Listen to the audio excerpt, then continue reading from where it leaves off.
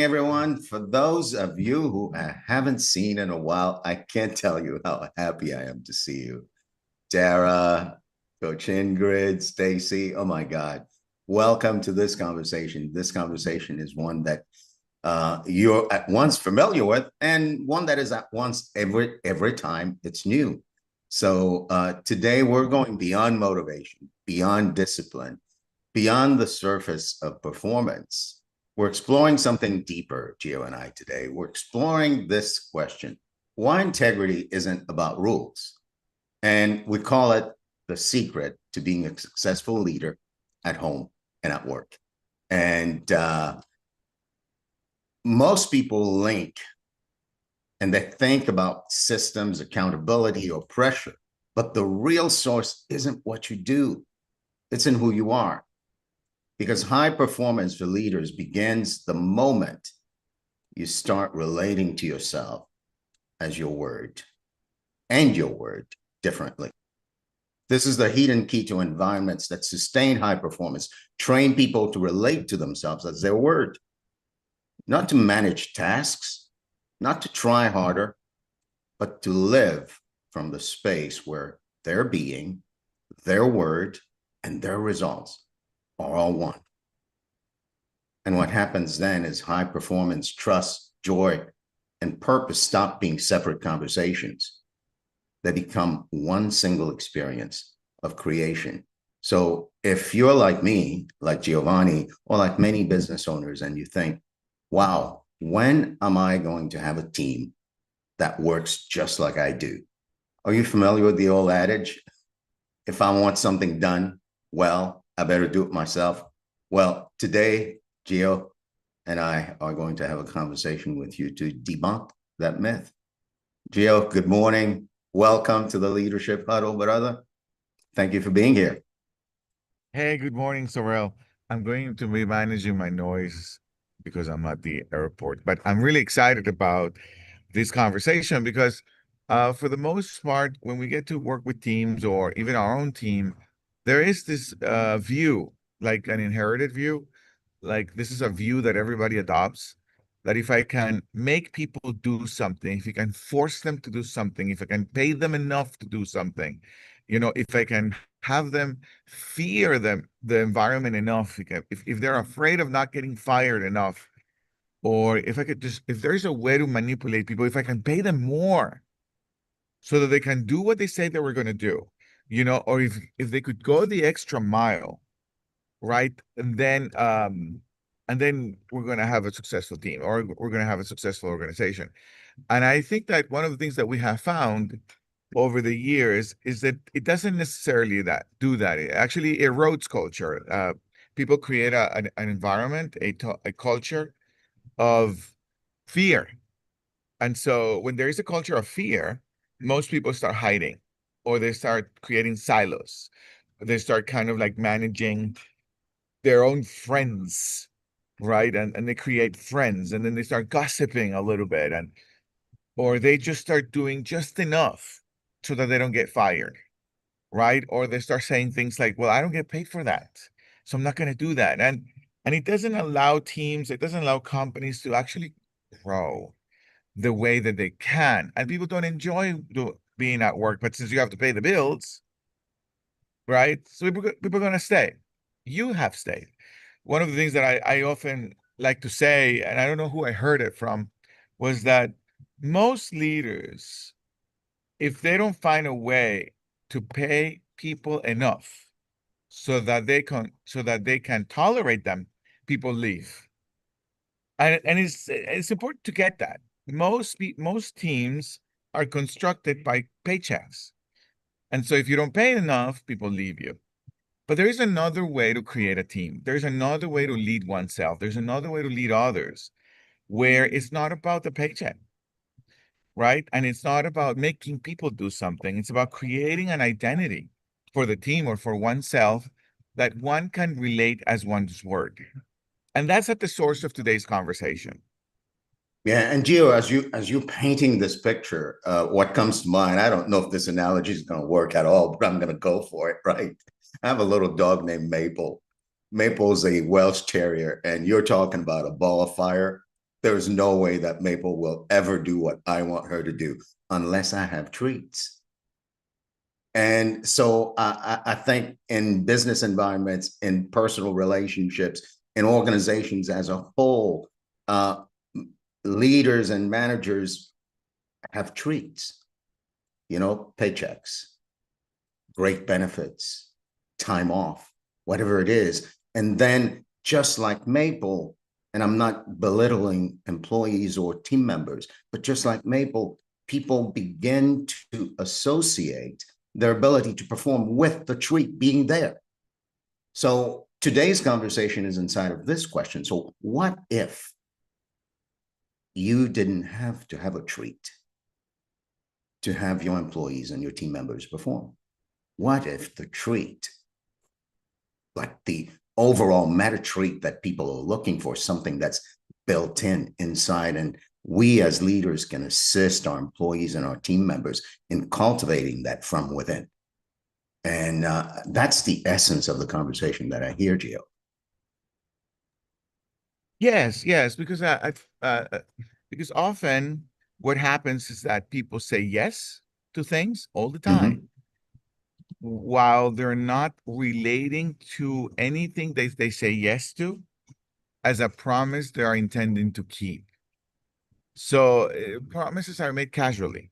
People come into a meeting, everybody talks about things, and then, oh yes, sure, oh yes, sure. But we're so used to that it's casual that we know that in the next meeting they're not going to get done. We sort of know that. And teams, they don't want to get fired, so we overcommit, right? And then obviously things don't get done. Then we create this culture of fear, but we rationalize why things didn't get done anyway, right? And then the leaders or the managers, we talk about integrity all the time. Integrity, integrity, integrity. Yet we don't keep them anyway. So it creates this lack of trust. Everybody's committed, for sure, everybody's committed. But there's this lack of trust that what gets done is what gets done. And what doesn't get done doesn't get done. However, the the opportunity of the performance, it erodes. And because most people are punished by not doing what they say they were going to do, then they start it's not only performance erodes, but fulfillment, happiness, and the love for being at work completely erodes as well. So what do we do here? One of the things we said at the beginning is we want you to consider today for this episode that integrity is not rules. Integrity is not rules. So we're going to invite you to position yourself as a leader. You're a leader of your life anyway, and you're a leader of your family anyway. So we want you to position yourself as a leader, and we're going to give you a kind of a hat. We want you to put a hat on today of a leader that trains others to discover themselves as their work. Now that's going to take something because you got to do it yourself first. This is not something you force people into something. This is something that you've got to train people as you're doing it yourself, because the performance elevates when people do what they say they're going to do, right? Performance elevates when people keep their promises. But a leader emerges when people relate to themselves as their word. So I'm going to say that again, okay? Performance elevates when people keep their word. Another word, and another way of saying it is when people keep their promises on time. Performance elevates when that happens. But a leader, a transformational leader, right, emerges when people relate to themselves as their word. So Hey, keeping it, Gio, yeah, go ahead, go ahead. I want to invoke the Maya effect here because I get what you talk about, right? It's like performance emerges when people begin to relate to themselves as their word. And I keep saying to myself, well, what does that mean, Gio? What does that really mean? Yes, yes. So, so this is exactly where we're going. That's Yeah. precisely where we're going, right? Because I want to separate it. So, we want our children to do what they say they're going to do, to keep their promises, to do their bed, to go to school, to be people that keep their word, that they do what they say they were going to do, right? And we want our employees to do that, our team members to do that. But I want you to consider that that's just the tip of the iceberg of what's possible.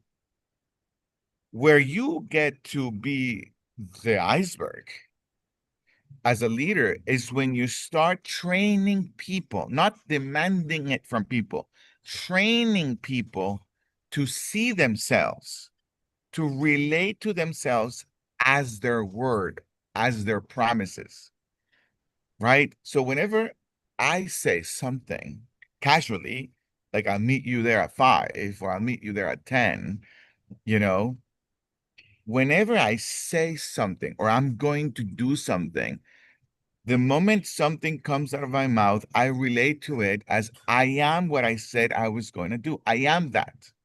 I am my word. I am what I say I do. I declare who I say I am. When you train people to begin to relate to themselves that way, that's when leadership emerges. That's when the juice happens. That's what I'm trying to say. I don't know if that. Yeah. And how that shows up for me, Gio, is that there's a huge insight here, which is the first insight that we want to share, is that the promises I make as a team member are not my tasks. They are my word in the matter of my life as a team member. So it's like every yes and every no I say carries the power for me to create the reality of the environment. So I start relating to my promises, even the smallest ones. Like, I'm going to meet you for lunch and I'm going to be there with a knife and a fork and a napkin for you. And I treat that as if that's who I am. And what I hear is that when I don't keep that promise, given that I am my word, it is as if I don't exist. So my actions begin to flow not from my obligation, but from who I am. And who I am is the promises. Who I am is the promises I make. That's a huge insight. It's a very cool thing. And what I want to keep on saying, Sorrel, that what I want for us to keep on saying is this is something you train people in Yeah. by you becoming it and training people to see themselves as their word, right? Because we're not here to teach you that promises matter because you already know that. The opportunity here is to begin to create oneself as someone who is one's word. The opportunity here is to begin to train others as creating themselves as people who are their word. This is kind of like an ontological shift It's a from huge shift. this is from reacting to life to creating life through one's word. This is a powerful shift. This is the big seed that we want to leave with you guys. Yeah, and this is not about perfection, Gio, because nobody wakes up and says, "I'm getting to work at 8:30 a.m." and relates to getting to work at 8:30 a.m. as a promise. It's more like, "Oh, you know what? I'm going to get to work at 8:30 a.m. if the traffic is good. I'm going to get to work at 8:30 a.m. if it's not raining. I'm going to get to work at 8:30 a.m. if my coffee doesn't fall in my laps while I'm driving." Like, everything is conditional. So training myself and training people to relate to the promises I make as who I am, and behind that, to relate to everything I say as a promise, begins to create a space where as a leader, I have to allow room for people to play in this sandbox, right? It's not about being perfect, but it's about me training myself and training others to begin and continue to relate to themselves over and over as the words that come out of their mouth. So integrity is not about never breaking a promise. It's about saying to myself, I am my promise. So therefore, if I am to exist, when I break a promise, I actually have to account for my own existence as my word. So it's about cleaning up what's incomplete when I break a promise. So I get to remain whole, aligned, and powerful. And that's not natural for human beings. That is something that leaders practice and demonstrate, and then hold their team members accountable for practicing and demonstrating to one another. Yeah, this is very powerful. Yeah, it's about restoring one's word consciously. I was working with a client not long ago, and they sell a lot of products online. And one of the things that they wanted to do when we started working together was to um, elevate sales, right? And because everybody wants more sales, everybody wants more money, right? And I said, okay, great. Yeah, we're going to create a strategy to elevate sales. But let me ask you this. What's the big problem that you guys have? Because I don't know, we not only wants to increase sales, we want to see what's in the way of making money also, right? What happens when I make a sale? On the other side of making a sale, there's a promise to deliver, right?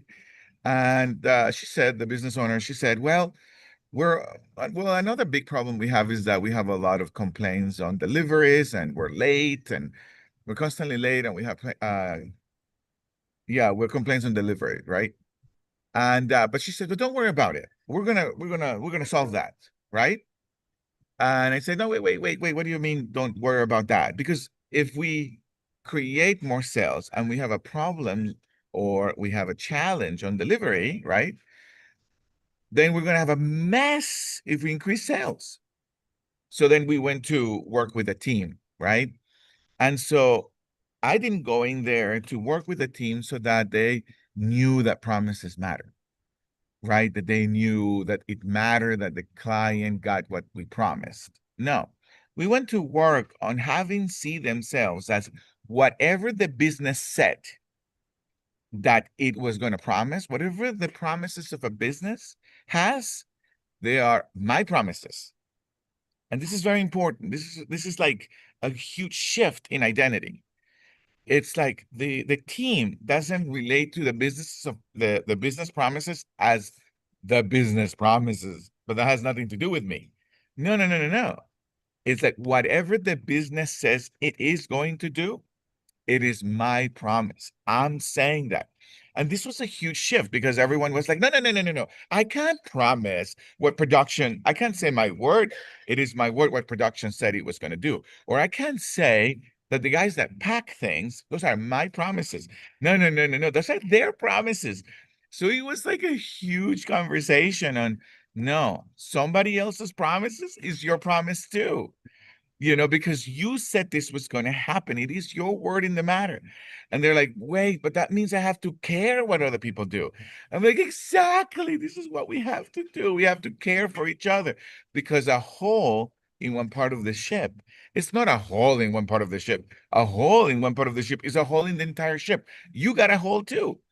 And so that shift, is this followable, Sorrel? It's totally, well, I don't know that it's totally followable, but But you're if getting if it. if I'm getting it, but I want to say it, right? So Okay. it's like this: if I'm relating to every single thing I say as a promise, The business, everything that the business says, not no, I say.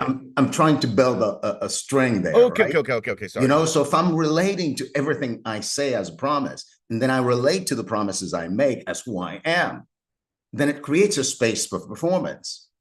In that same space, I can now see that when a team member in production says something, it's my job to hold them accountable. That what they say is a promise, right? And It's if more than that's, a job, Sorel. yeah, It's more than, it's not just my job. It yeah, is who I say I am, that they yeah, keep their promise. yeah, It's not like my job, it's who I say I am, because whatever I say yes to is likely because somebody else from my team will deliver on their promise. Because in a business environment, everything is it's connected, all right? interconnected, isn't It's it? all interconnected. So Yeah. whenever I say yes to something, whenever there is a business promise, I'm saying I'm going to deliver on that. However, I can't really deliver on anything if my team doesn't deliver on time. But if I relate, and this is the shift we're talking about, right? And the shift Hmm. that leaders can make by training others. If I am trained to relate to myself as anything the business says is my word, then I create naturally this profound interest in what my other team members are doing, even though I never work with them. But it shifts everything in the way I answer the phone, in the way I send an email, in the way I am in the hallway, in the kitchen, wherever I am relating that their word is my word.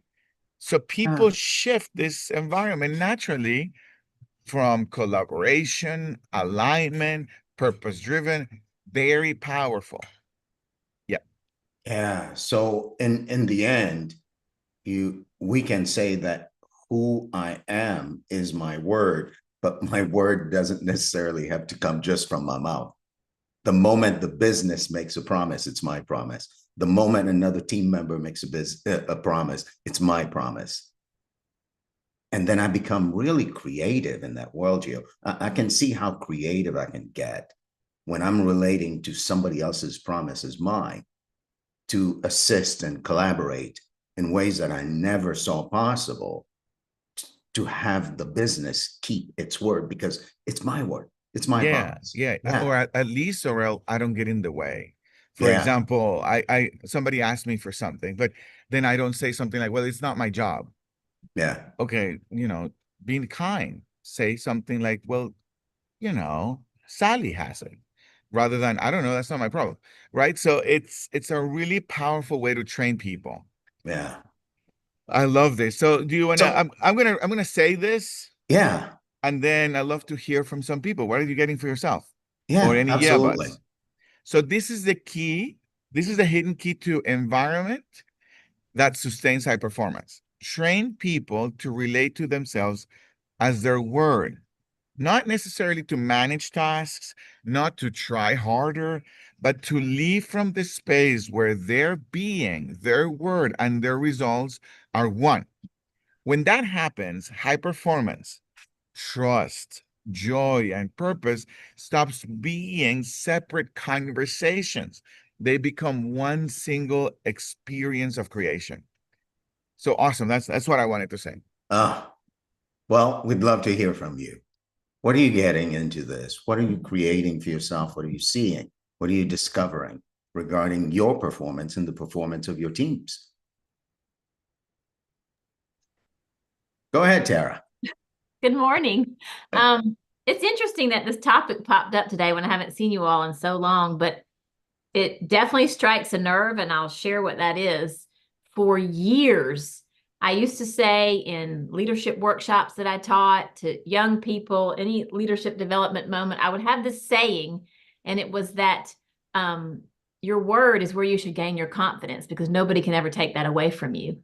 And I Mm. believed it. Like, don't get your confidence from what you drive, where you live, who you hang with, but your word is something that nobody can ever take away from you. And then fast forward, I'm coaching this team, and the company could not deliver the product on time. And I thought, wow, the company has taken your word away from you. And it just kind of like hit me. And I thought, so how do we respond in this moment? And to me, it reminds me of those are the times to be accountable. Like, not to lay blame, not to blame the team, not to blame other people, but to show up, look somebody in the eye and say, I failed you. And I'm going to do whatever it takes to make this right. So that's what's coming up for me. This is a great conversation. Uh, Tara, this is perfect. How you're demonstrating the practice that Gio's pointing to in the conversation, and the practice is simply that. If I can relate to what I say as a promise, and then relate to that as promise as me, then when I don't keep it, it's not like I feel obligated to come to go to someone else, like just like you did. I failed you, and I'm Mhm. going to do everything it takes to make it whole. It's natural, isn't it? For In some a of way. us, I think so. But the flip side of that is, oh gosh, I didn't keep my word. And so then you have like internal shame, like maybe I'm not the person I Yeah. hope to be. I mean, if we don't keep our word, I think we have to own it in order to Yeah. keep that confidence about our integrity. Yeah, and unless we own it, we chip away at who we are, and that's what erodes the confidence. Yeah. Yeah. Thank you, Tara. Yeah. Thank you for Yeah, this. yeah, yeah. Who else? One more. We have time for one more. If anyone wants to add something, comment, yeah, but question.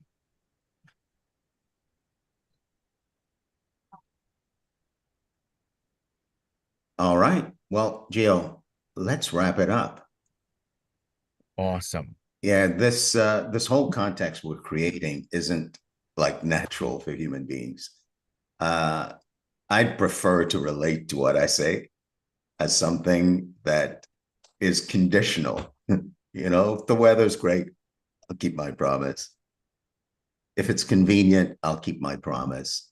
And yet, I say I want high performance. And in all of the years we've worked together, Gio, with our clients, we've demonstrated and Dev demonstrated that to relate to what I say as a promise and to relate to that promise as myself and to do whatever I can to keep that promise and keep it on time. And when I don't keep that promise or keep it on time, to actually account for that. Something as simple as that, as a practice, is the key to high performance in teams. And that's what we're offering today. What do you want to say to? Not transport any item or someone. Yeah, here's what I want to say. I don't know if I have a lot of noise around. How's the noise there? It's a little there. Leave it alone. Let's include it. We're gonna include it, right? Yeah. So here's what I want to say. My entire life, I never related to myself as my word, or what I promise is who I am. I never that I didn't grow up in the kitchen table conversation in my family wasn't "you are your word." I never grew up with that, right?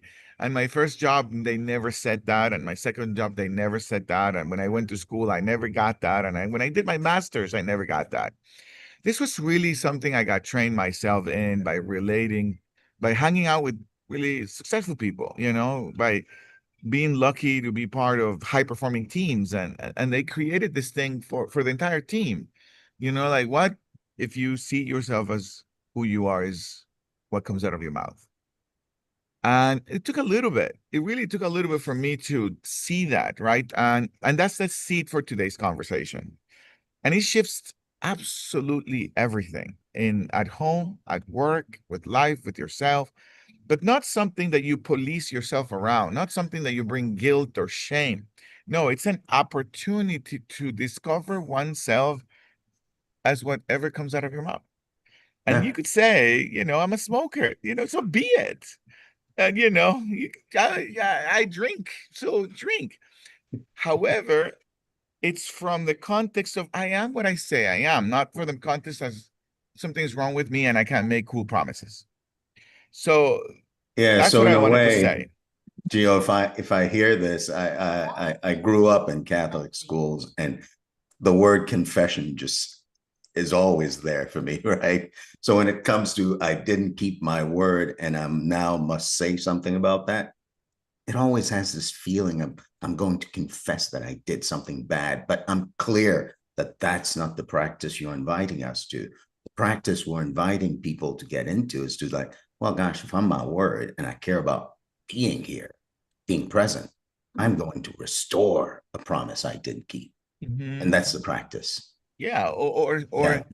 discover the strength to say, I am no longer coming back. Yeah. Say it, be free. Yeah. The strength to say, I will forever eat chicken wings. Yeah. I will forever smoke. It's who I say I am. You die of your own thing, I'll die of my own thing. But without being a jerk about it, it's just, I am my word. I am what I Yeah. say I am. But the moment I say I no longer smoke, it's not to prove to Sorrel, it's not to prove to Tara, or it's not to prove, it's because I said so. Same thing at work, same thing at life. All right, awesome. Bye, Tara. Bye-bye, So- Tara. So here are the 8 shifts to live a renegade life and to discover yourself as your word. The first one is love. Love always. Love those you have an opportunity to disagree with, and love those who voted differently from you. Make love, right? The second one is stretch your cheeks, laugh, right? Laugh out loud. It makes you sexy. I'm telling you, look at Sorrel. He's like sexy as hell just by laughing out loud, right? The third one is sleep. Sleep every day, 7 hours at least, 8 hours. It restores your age. Sleeping is critical for performance, for creativity, for love, for peace. Fourth is eat more plant-based. Get closer to the trees, hug the trees, eat the trees. Avoid at all costs processed food. At all costs, avoid processed food. This is killing us. I'm telling you. The fifth one is give. Give your jealousy away. Give your resentment away. Give love. Give. Move every day. As soon as you wake up in the morning, go for a walk. After lunch, go for a walk. Right before you go to bed, go for a walk. And if you don't go to the gym, it's fine. But every day, move. Every single day. And I don't know. Well, Last but not least, check yourself before you wreck yourself. yeah, Check yourself before you wreck yourself. I love you. Sorrel loves you more. Bye-bye. go on and practice. You are your word.